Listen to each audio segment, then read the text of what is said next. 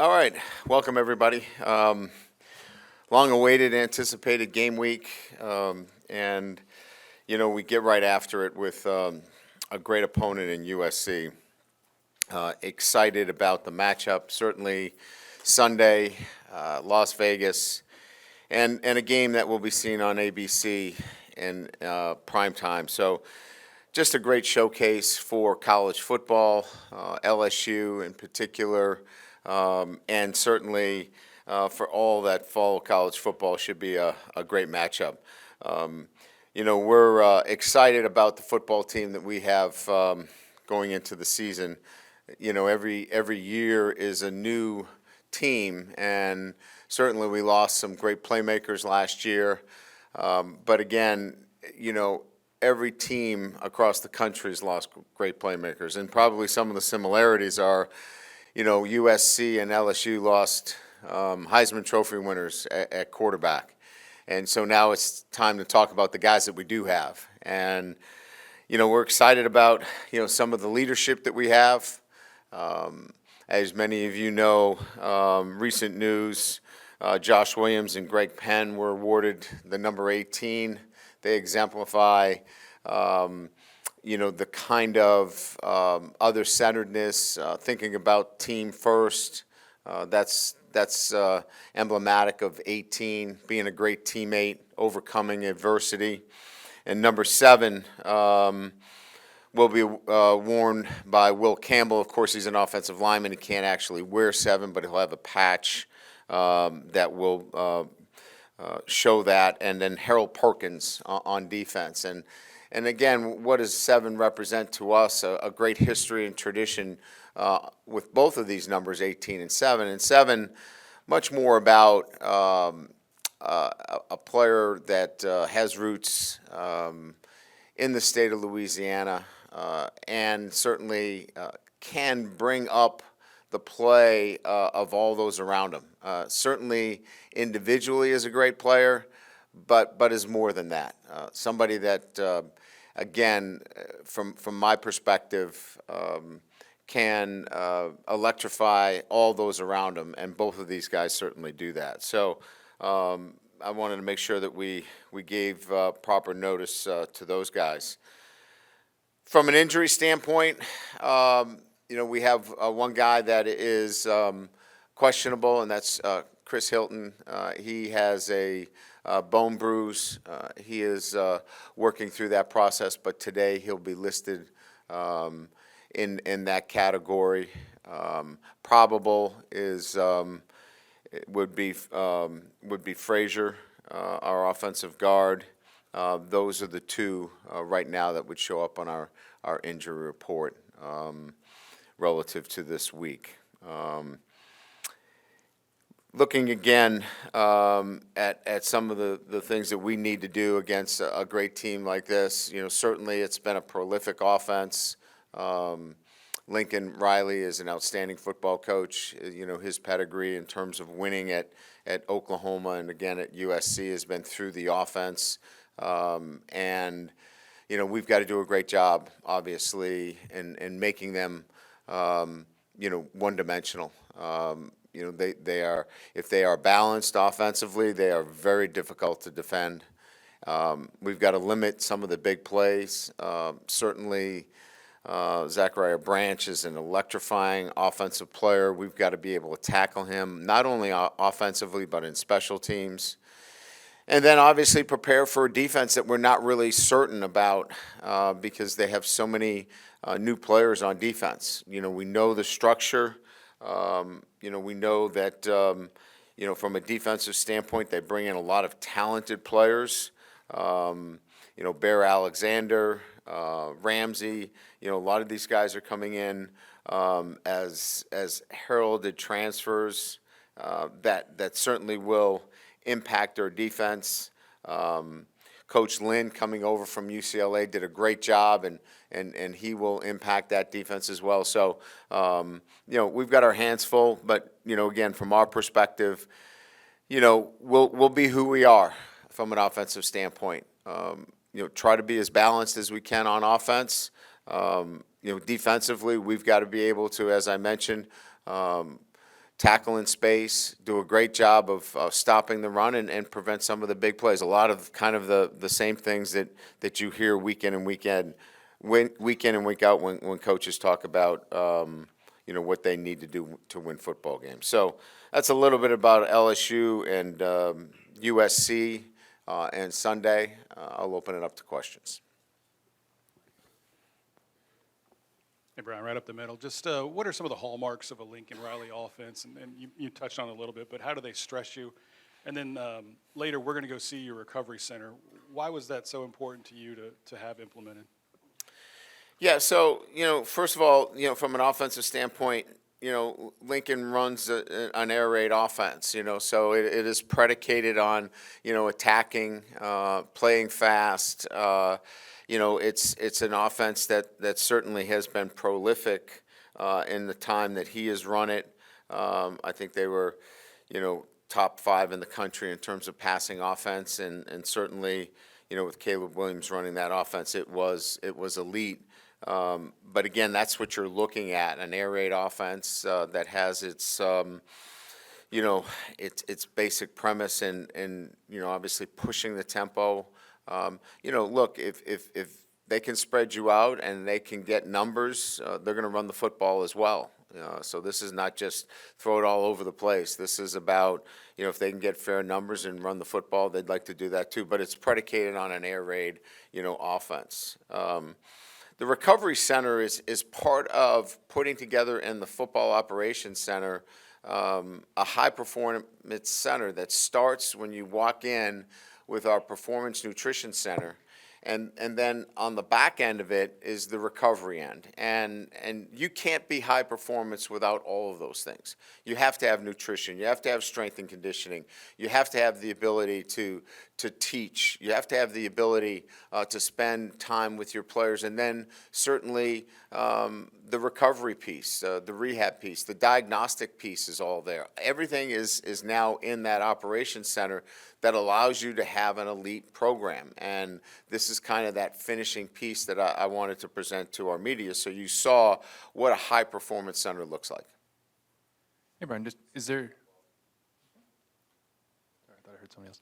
Is there anybody on the team who would be unavailable for this game for a non-injury reason? No, there's nobody that has been practicing with us that would be excluded for something other than an injury. And then you talked about in the preseason about sort of maybe using 2 punters, kind of having to come up with a plan there. What is going to be the approach, especially when USC has a returner like Zachariah Branch?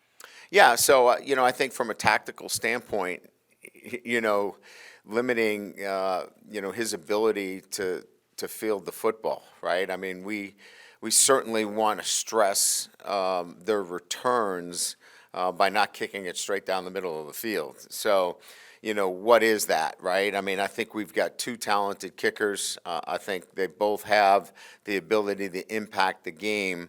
I think from our standpoint, I think we have some things that we can do that will allow both of them to impact the game. And it has a lot to do with, trying to keep the ball from, being kicked straight down the middle of the field and giving him an opportunity with space to return kicks. Hey, Coach, right here. Just kind of building off the question earlier about the offense, just a big part of that will be Miller Moss and kind of his first year as a starter. I mean, how do you go about approaching that as you guys are in that same position having a first-year starter, but just a first-year starter now that's going to get these opportunities. How do you go about planning for a guy like that? Yeah, I think, he was the MVP of their bowl game, and rightfully so. I thought he played extremely well. And so you're really taking a lot of, what they did in the bowl game because, you've got a couple of weeks to prepare, right? And they had some time to really kind of settle in on what they felt, his comfort level is. Now he's grown from there. He's had a spring practice and he's had, another 2.5 weeks. So, there's going to be more to the offense. But, you're going to take what, Coach Riley has been successful with, and then you're going to look at their offensive structure and certainly, begin to build your plan accordingly.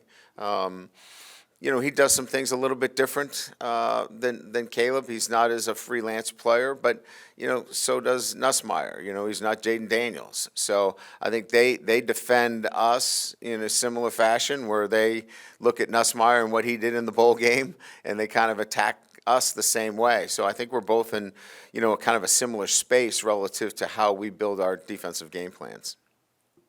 Hey, Coach Keller up here. A lot of unknowns on the opener. We saw that with the game in Ireland this past week, and anything can happen. The comfort level having Garrett at quarterback, does it make life a little easier when you walk into Las Vegas, having a guy that he's been in this situation before? This isn't a guy that can get gun shy and get nervous in these kind of big-time games. Yes, I would say that, having a quarterback that has been in the system for the last couple of years, that knows what it looks like, what it's like to be in, an SEC battle, is certainly, and has played in a game against a pretty darn good defense. I think that, those things make you feel a little bit more at ease going into these games. But openers are difficult, right? You practice so much, right? Look, spring practice, preseason practice. There's so much practice, and then you got to flip it to performance, where it's your first performance, and you have to execute at a high level in your opener. So I think every coach has that uneasiness in the opener because they don't know exactly what you're going to get when you flip that script. You hope that it's flawless execution. We're expecting much better execution with this group because of the maturity of the lot. And with Garrett, he's been in games, he's started games, he's played 4 quarters. So again, there's a better sense, but we've got to play a little bit more football. Coach, one of the last times we talked to you, you said the defense was eliminating the egregious bust and they were forcing more turnovers. How do you feel about your defense going into the season opener, and how much has this new staff improved your players since the spring? Look, this is all about, how do they look against, scripted plays and, limited opportunities. And certainly, I know that our football team and the guys that we have feel really good about where they're at. But you got to go test yourself, against somebody else to really be able to answer those questions. And then we'll be back here in a week, and we'll be able to answer a lot of questions about where we're at. I know going in that we're prepared defensively. Our guys are excited about playing for Blake. I know that they get the scheme very well. There's not a lot of confusion.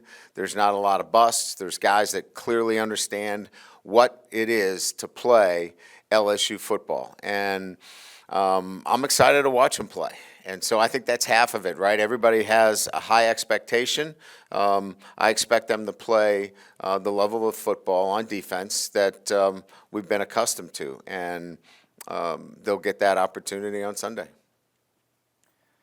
Yeah, Brian, and as a follow-up to that, specifically your defensive line, I guess from your eyes, what would really constitute a very solid performance from them? Their first time out, a lot of guys first time, and they're playing together. Yeah, do your job. I mean, look, this isn't that hard.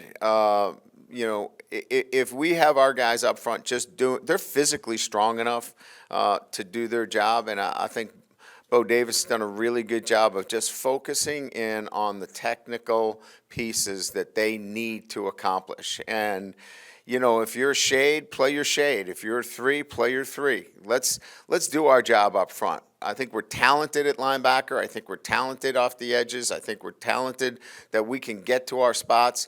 We just need to do our jobs up front. And if we do that, and we're 1/11th of our defense with our tackles in particular, we're going to be fine. And it's just, trying to do things that are not in the scope of what your job description is.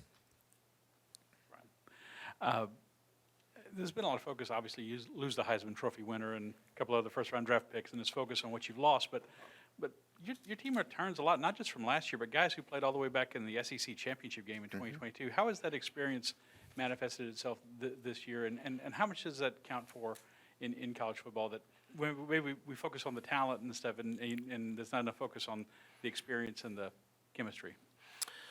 Well, look, I mean, as a coach, you always know that front row is going to leave every year, and so you're always looking at, what's the complexion of this team going to be, because winning and losing is such a fine, fine line, and a lot of times it can be just what the mindset of your team is, and what's the level of accountability and leadership, and I think we have that. I think we have, if we don't have, the kind of playmakers maybe that we had last year, we have great leadership. We have guys that have experience. We have guys that hold each other accountable, and they're going to play this game right to the very end. And I think we've all seen enough college football games that if you just keep playing and you keep doing your job, you can find a way to win games. And I think that's what this group's about. They've got some experience. They know what it's like to play and win games. They've won 10 games the last 2 years in a row and played in an SEC championship. So this is a team that, knows what to do and how to do it. They haven't done it every single week, but they've been pretty darn close. We've had a couple of games where, we didn't bring our best, but by and large, this group understands what it takes to be successful, and I expect them to continue to do that because we have some experience now and we have some really good leadership. Here in the middle. To piggyback off of experience and openers, how much can you take away from those 2 games against Florida State the last 2 years that you could potentially apply going into this game against USC? I mean, some of the key guys in those games are no longer here. In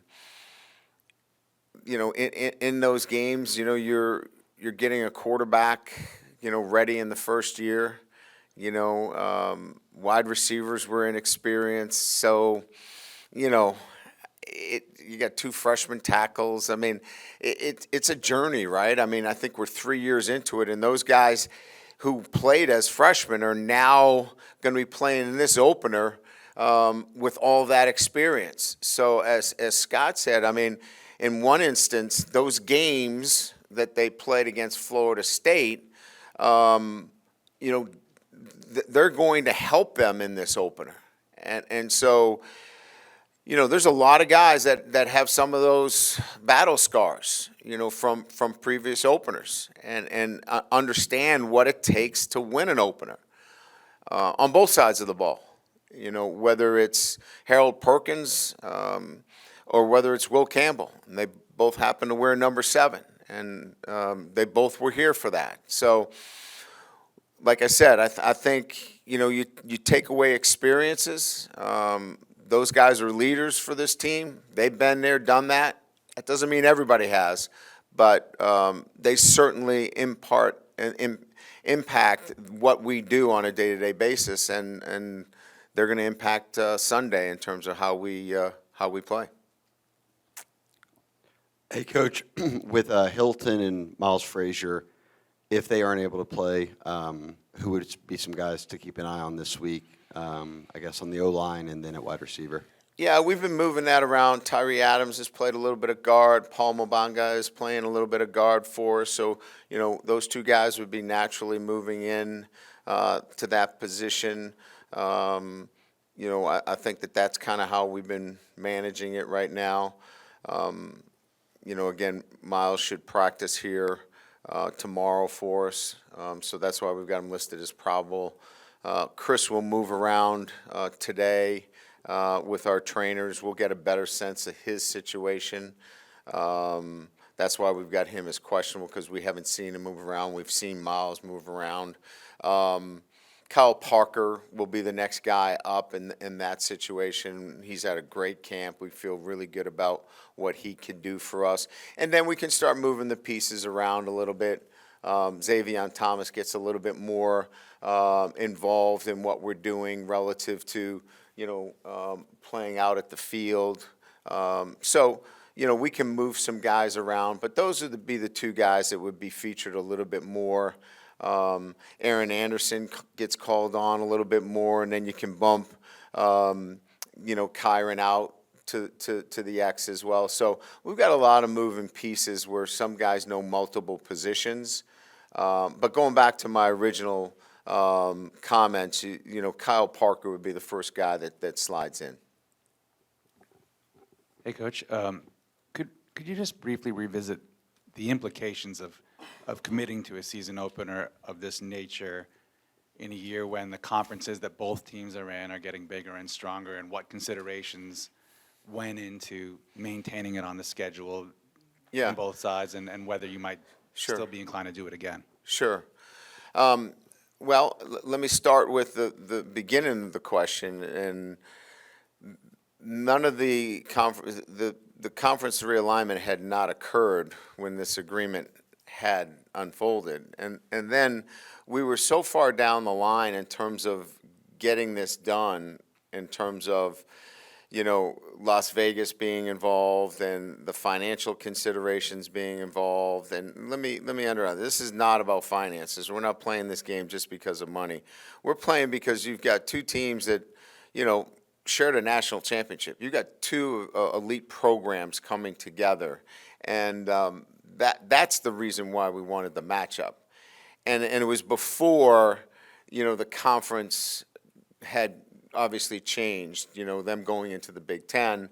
And certainly we felt like this was a great matchup. Moving forward, these may not be the kind of things that you see relative to openers. Again, I think we were too far down the line to want to make any changes with this opener. I think it's still an appealing opener, even given the changes that have occurred.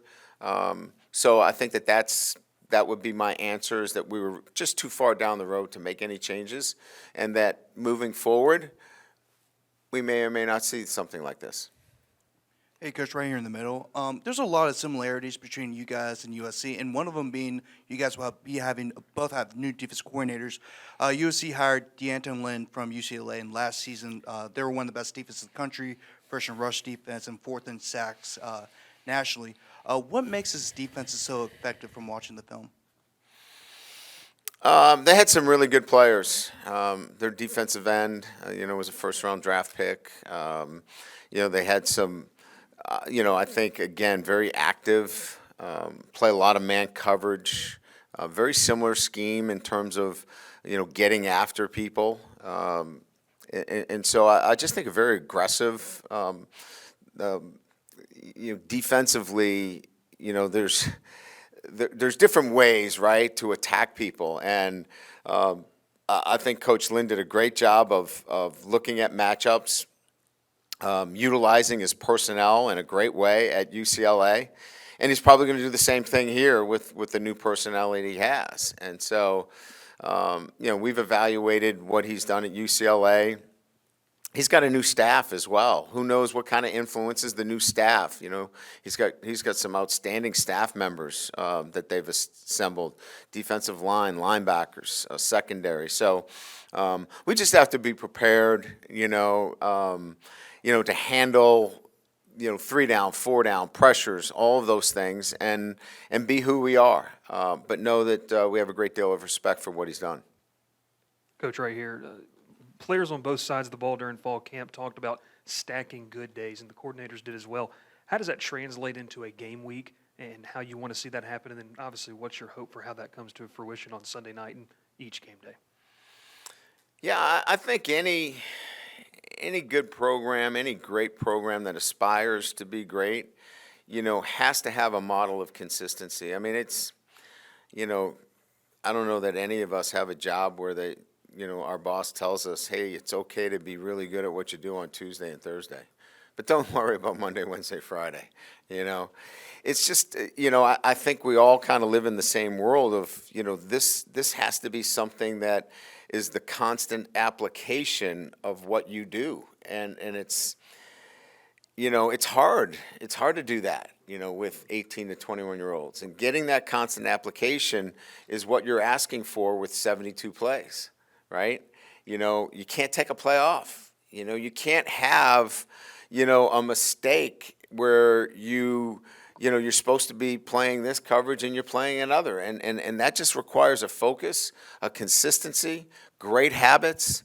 And so that's why when we say stacking days together, we're hoping to build elite habits with our football players. And, we try to do it in other areas of their life so that when it comes to football, it feels easy. Brian, this is playing USC is obviously new for LSU. It's not new for you. You did it for a long time at Notre Dame. A couple of prongs to the question. Is there any similarities with this SC team to the ones you faced? Does preparing for them for as long as you did help you at all here? And then maybe just a thought on what it's like to go into a game against SC when you're playing that name and that brand. Yeah, I mean, I think there's a lot of history and tradition, I mean, playing in the Coliseum, I think, really kind of brings it more to light, right? You get the white horse running and, they're in the Trojan band is playing and it's the Coliseum. And, that pageantry is really, it's part of the fabric of college football, much like, Death Valley. Or any of the other great venues. The 2000 and 19, 20, 21 version of USC was built on the air raid as well. So, there's some similarities. From that perspective. Lincoln Riley is a great play caller. So, I'm not here to argue who's a better play caller, but there were similarities in terms of what they were trying to do offensively. So that's why the transition in terms of, what they went to offensively was pretty seamless. So, pretty similar there, but, you're going to get outstanding skill players on the field. You're going to get players that on both sides of the ball, to your naked eye, you're going to go, that looks like an SEC player. And that looks like a guy that would be playing in the SEC, and that's what we'll get on Sunday. Hey, Coach. So in terms of defense, and more specifically Jacoby and Guillory, what kind of year are you anticipating for him to have? And then, what are you looking forward to most in him?